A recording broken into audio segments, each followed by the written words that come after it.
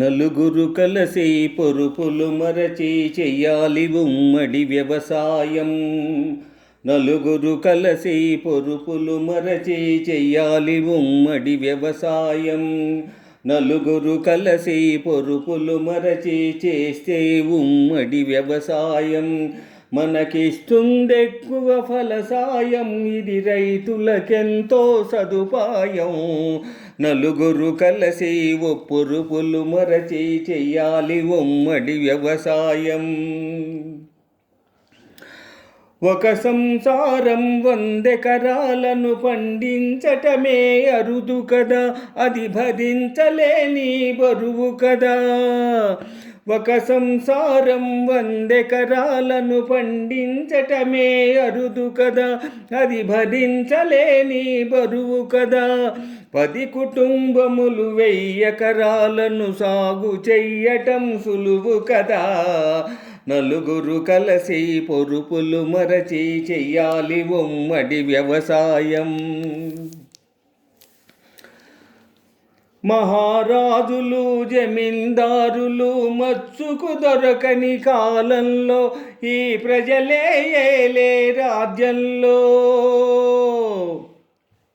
మహారాజులు జమీందారులు మచ్చుకు దొరకని కాలంలో ఈ ప్రజలే ఏలే రాజ్యంలో. ఇతరుల కష్టం దోచుకు తినటం ఇకపై సాగే పని కాదు. నలుగురు కలిసి పొరుపులు మరచి చెయ్యాలి ఉమ్మడి వ్యవసాయం. ఇది ఏ సూత్రం, ఒక్కడు మాత్రం భూమిని గుత్తకు కొనరాదు. కడు సోమరిపోతై మనరాదు. నేల నీరు గాలి వెలుగు కొందరి సొత్తని అనరాదు. అవి అందరి హక్కై అలరారు. నలుగురు కలిసి పొరుపులు మరచి చెయ్యాలి ఉమ్మడి వ్యవసాయం. నలుగురు కలిసి పొరుపులు మరచి చెయ్యాలి ఉమ్మడి వ్యవసాయం. ఒక్కొక్క వ్యక్తి సమస్త శక్తి ధారపోసి పని చెయ్యాలి. ధనధాన్య రాసులే పెంచాలి. ఒక్కొక్క వ్యక్తి సమస్త శక్తి ధారపోసి పని చెయ్యాలి. ధనధాన్య రాసులే పెంచాలి. కూటికి గుడ్డకు లోటు లేక తనకవసరమైనవి పొందాలి. నలుగురు కలిసి పొరుపులు మరచి చెయ్యాలి ఉమ్మడి వ్యవసాయం.